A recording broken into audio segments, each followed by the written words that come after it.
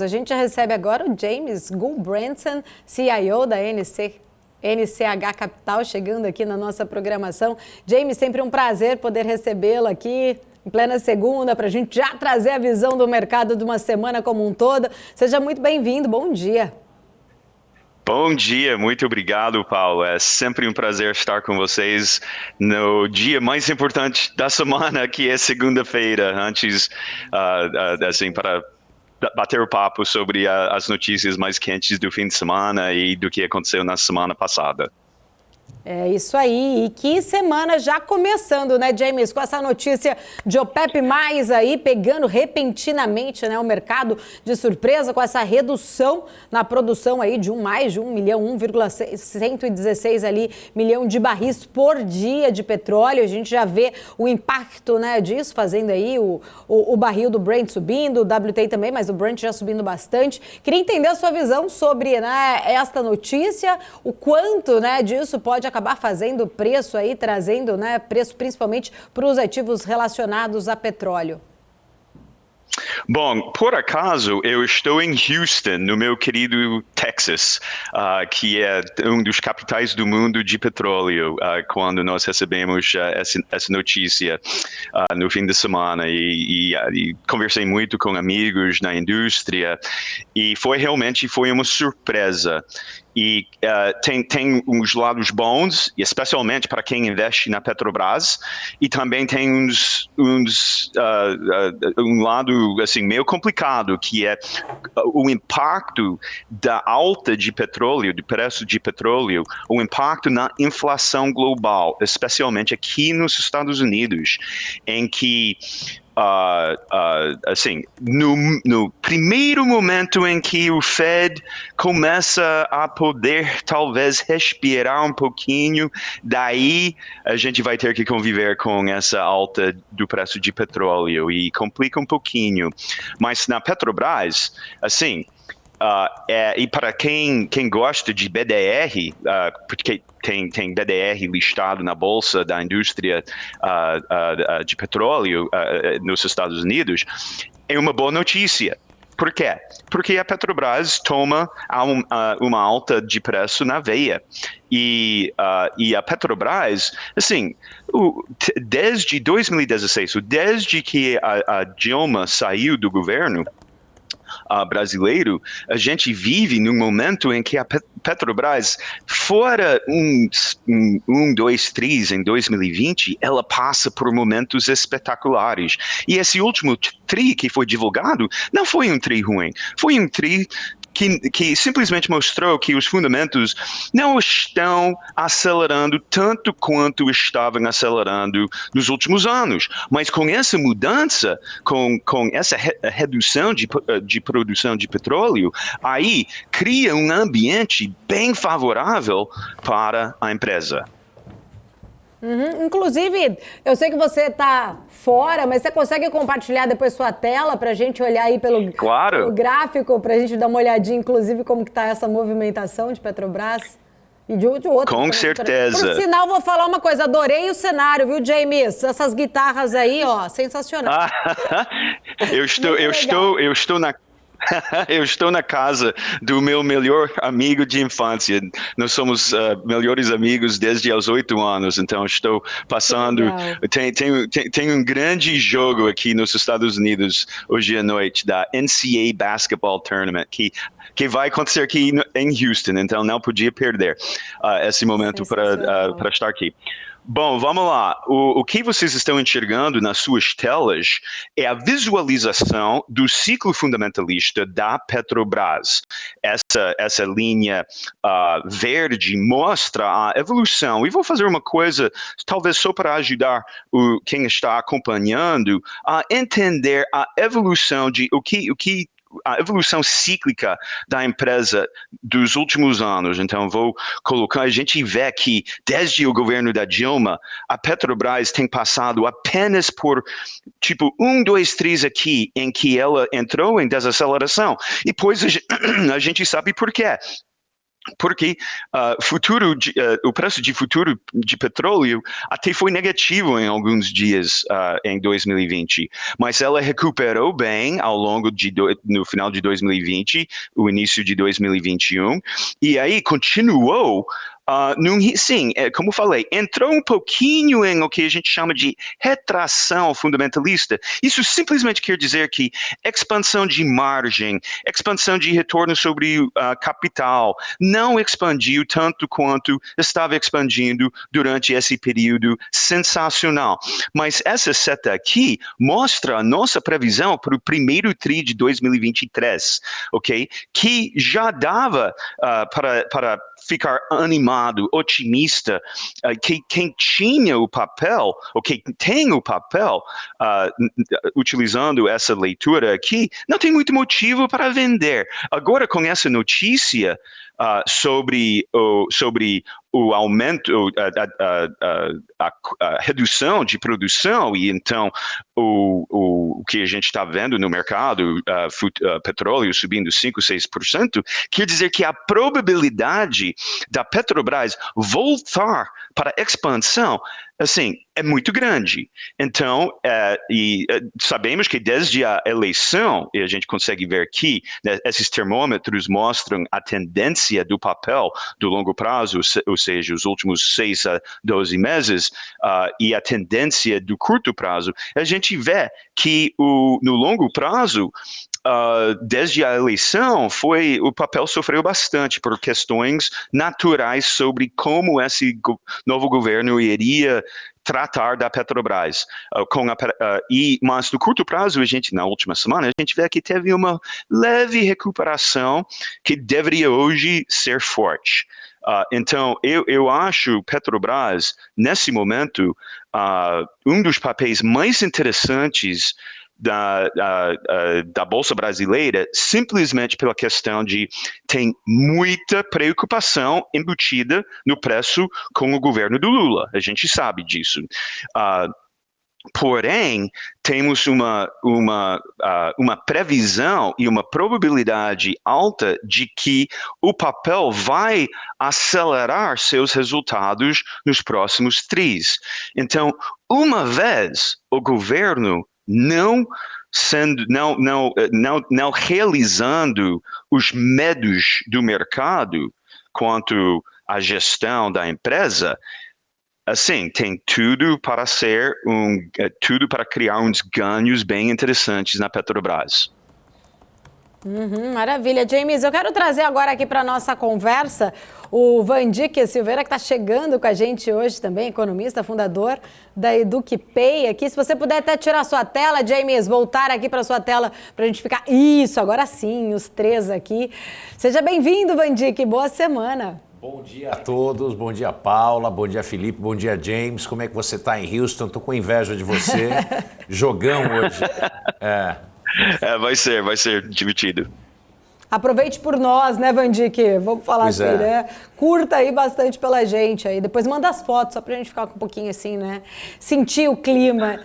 Ô, Vandique, aproveitando, né, a gente estava falando sobre esse cenário, eu queria trazer agora a visão econômica, né? O James trouxe muito bem uma visão, acho que de mercado, do ativo em si, mas queria entender a sua visão mais por parte econômica, essa decisão de OPEP+, em reduzir essa produção. Muitos analistas, já estava lendo aqui sobre o assunto, já projetam um barril ali até nos $100, né? Na casa dos $100. A gente sabe que isso pode trazer, e deve trazer, uma pressão inflacionária, reflexo na taxa de juros de vários países que já estão, né, sofrendo aí com os juros altos. A gente já tem visto, já tem discutido isso há muito tempo. Na sua visão, quais os riscos desta decisão aí, né, trazer esse pontinho, né, sei lá, ser a cereja do bolo, de repente, do lado ruim, né, dessa pressão inflacionária, dessa alta de juros para as economias que correm risco até de terem recessão por conta de aperto monetário? Bom, Paula, de fato, para quem investe em Petrobras e todo o setor petrolífero, é muito positivo a notícia. No entanto, economicamente, para o Brasil e para o mundo, não é uma boa notícia em função da inflação acelerada aqui e no resto do mundo. Infelizmente, isso impacta diretamente questões de baixa de juros por aqui e por parte do Fed. Não acredito que esse alento, né, que a gente pensava desde a semana retrasada, que as leituras poderiam levar a um final do ciclo de aperto monetário nos Estados Unidos.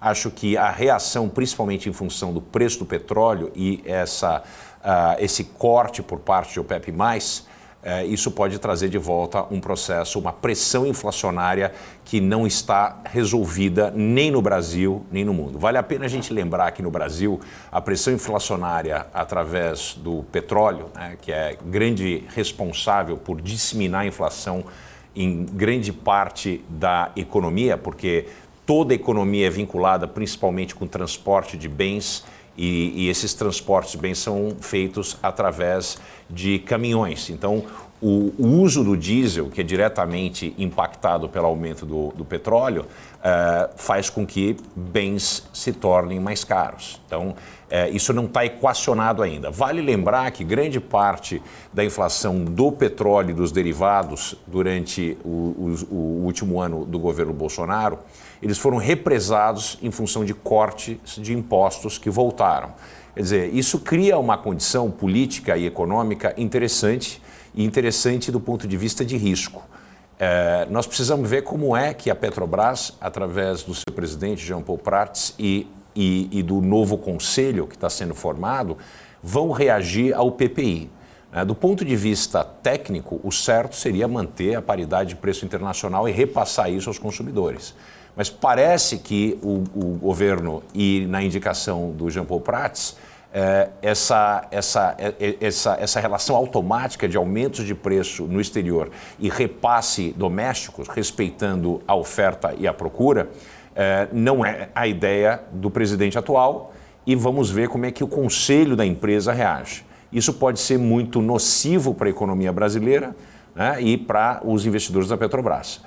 Já para a economia brasileira, o perigo é um reesquentamento da inflação, fazendo com que o Banco Central não consiga nem visualizar um horizonte de início de cortes de taxa de juros. Em um ambiente onde existe um credit crunch, a gente já entende que existe uma seca, principalmente no crédito corporativo, e isso espalha para toda a economia, uma vez que as grandes corporações, elas têm uma chance de criar um default ou não pagarem suas obrigações maior do que a pessoa física ou do que as pessoas jurídicas de pequeno porte.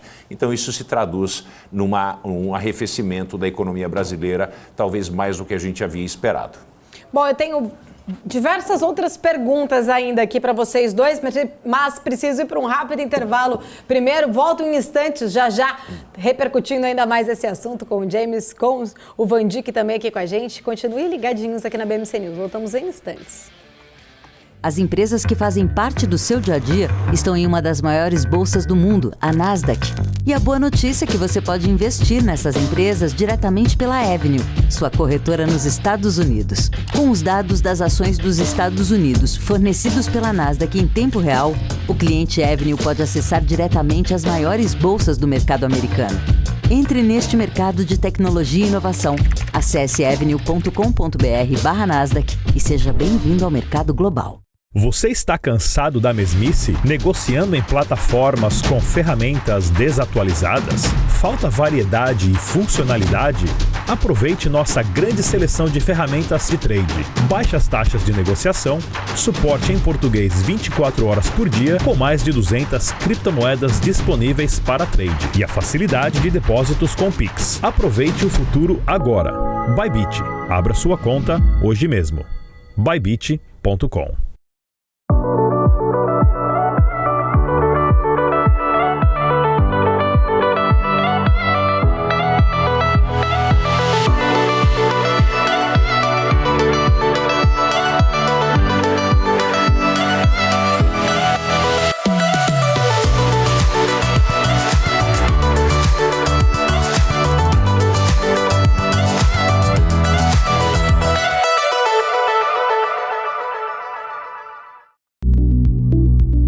Fala time, tudo bem?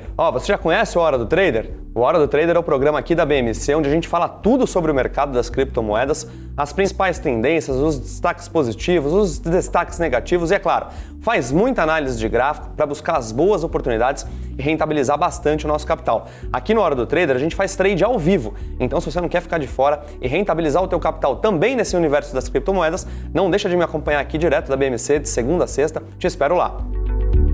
Fala, meu povo, beleza? Estão abertas as inscrições para o meu curso de opções. Você estará a meu lado durante 6, 7 horas, ao vivo, aonde você irá aprender desde o básico dos principais conceitos de opções, até o modo de você fazer proteção da sua carteira contra incerteza, se vale a pena fazer o tempo todo, se não vale, como essa proteção deve ser feita e também para você especular, tanto na alta como na baixa das ações. Inscreva-se agora e você ainda vai garantir 2 bônus.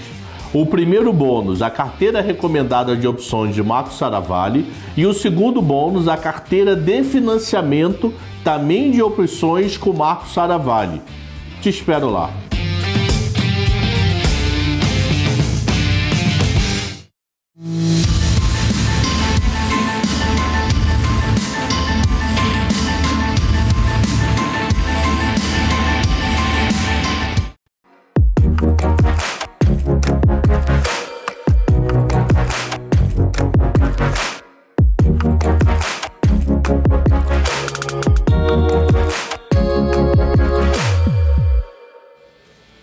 De volta aqui na nossa programação da BMC News, 10 horas e 49 minutos, estamos repercutindo, né, todas as consequências, tudo o que está acontecendo nos mercados nesta semana, pontos importantes.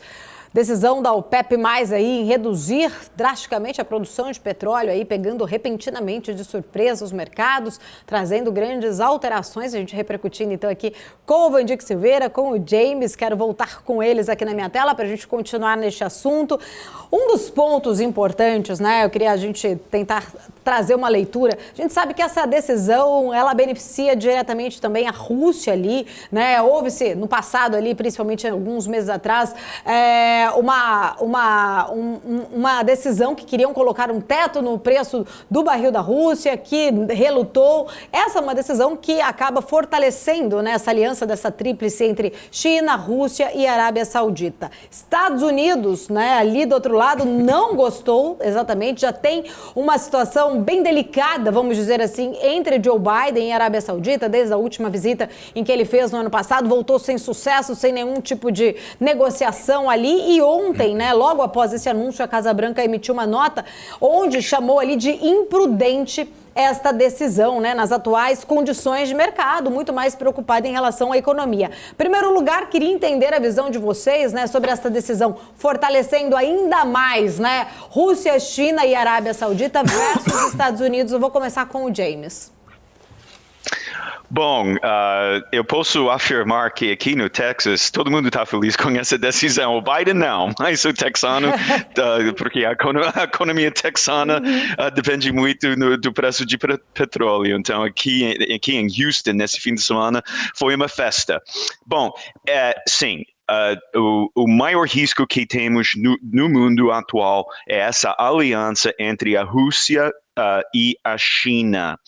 E então, eu concordo totalmente. O que é bom para a Petrobras, o que é bom para o meu querido estado do Texas, não é bom para a economia global. E quando a gente pensa sobre a geopolítica, é uma situação bem complicada. Então, como eu coloquei logo no início, o Jerome Powell, ele, pela primeira vez em alguns 18, 24 meses, ele sentiu capaz de respirar um pouquinho.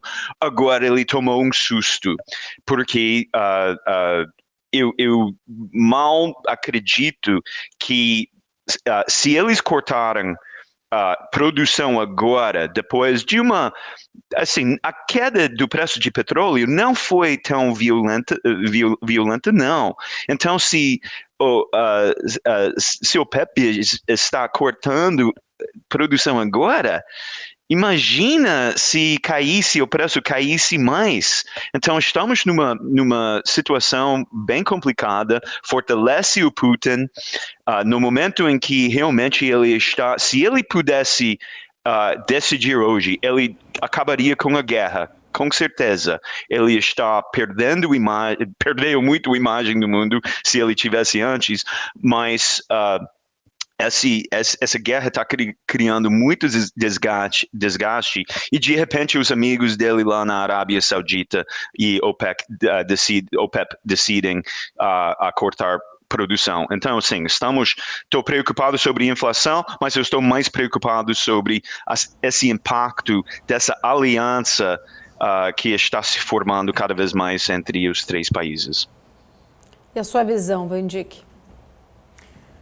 Bom, essa relação, essa aliança tríplice entre a China, a Rússia e a Arábia Saudita certamente são uma grande ameaça no mundo. Nós sabemos disso porque a aliança com a Arábia Saudita, com os Estados Unidos, ela é uma aliança muito tênue e ela é 100% baseada na defesa física, da integridade física da Arábia Saudita em função do Irã. Se não houvesse Irã, uma relação entre Arábia Saudita e Estados Unidos jamais haveria.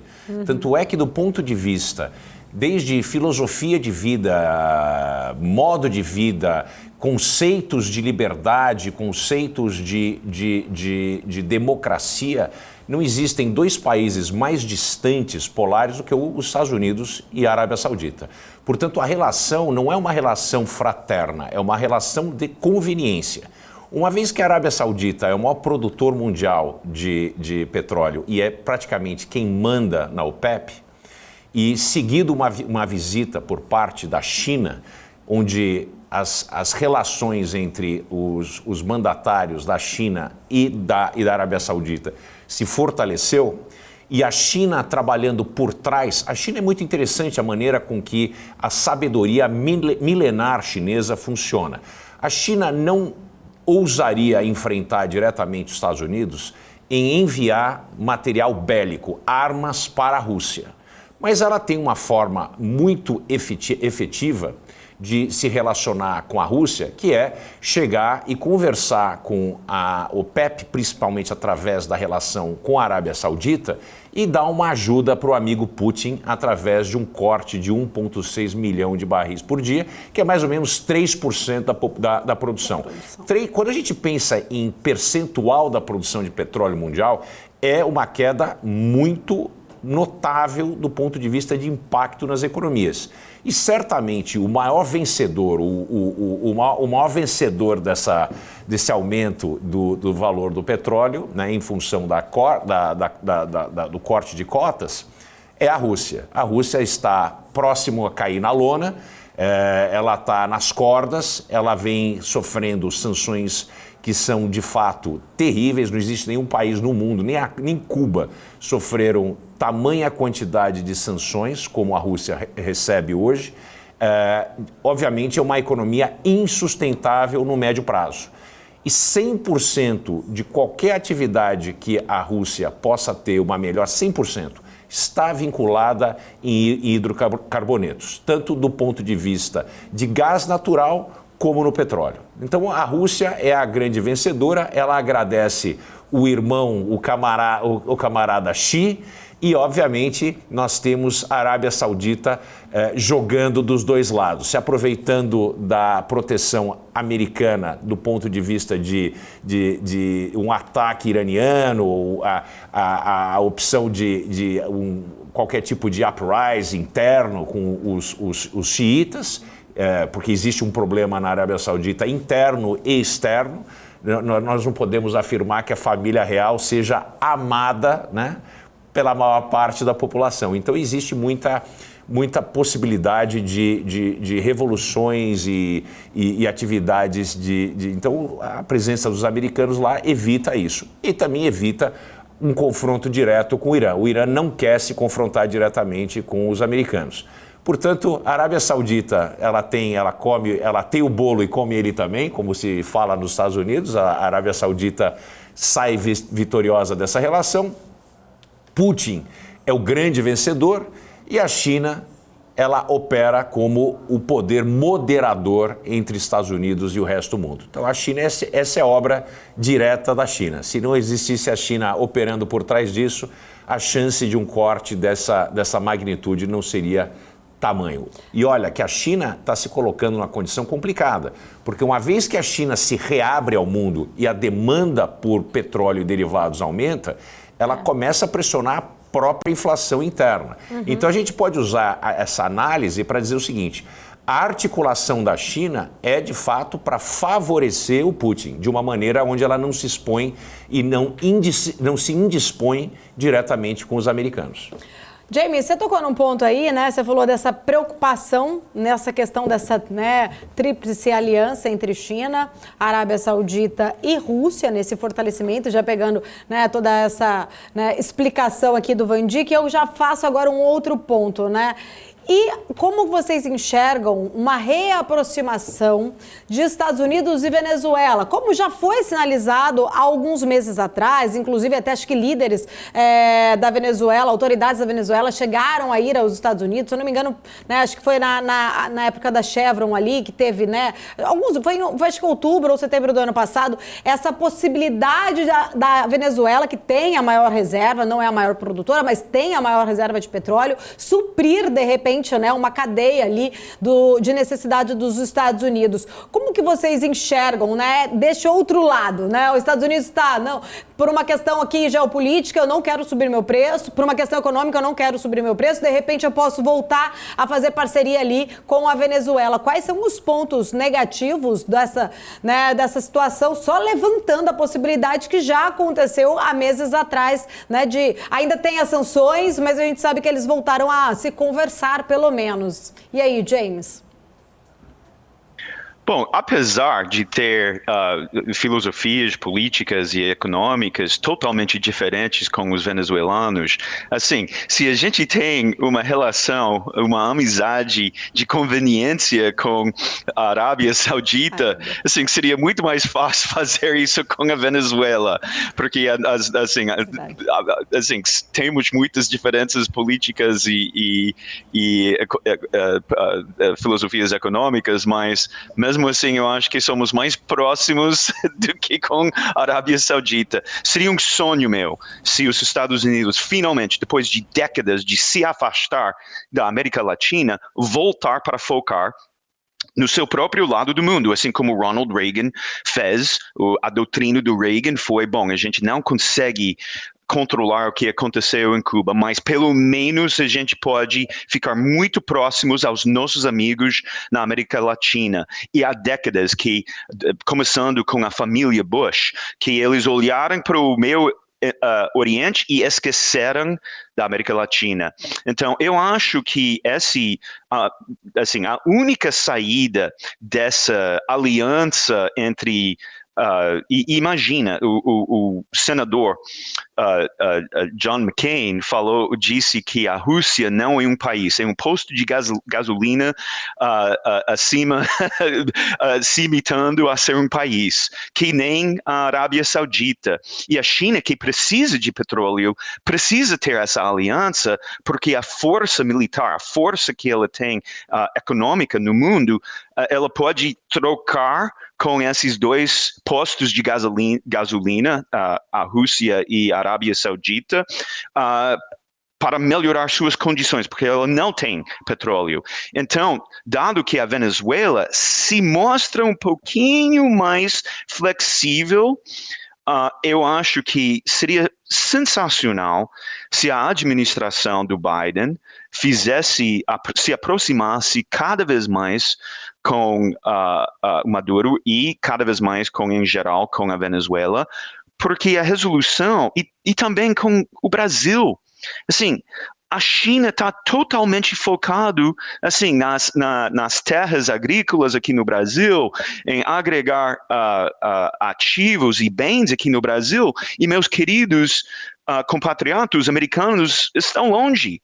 Então, seria um sinal excelente assim, se Estados Unidos e a Venezuela construíssem uma amizade de conveniência que nem nós temos com a Arábia Saudita, e ainda mais se fosse um sinal de que os Estados Unidos está de volta para apoiar seus amigos do mesmo lado do mundo aqui na América Latina. Eu estou no Texas, é meu América Latina.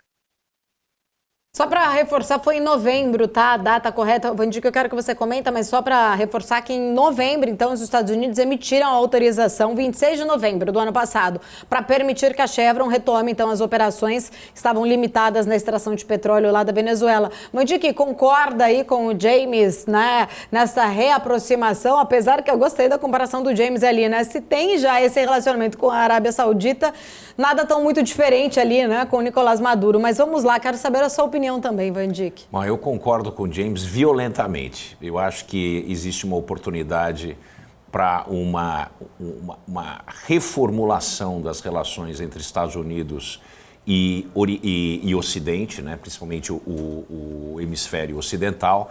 A relação com o Oriente Médio foi, de fato, intensificada durante a época Bush pai e Bush filho, né? As duas gestões presidenciais do Bush filho e a gestão presidencial do Bush pai intensificaram relacionamentos principalmente com o Oriente Médio, principalmente com a Arábia Saudita.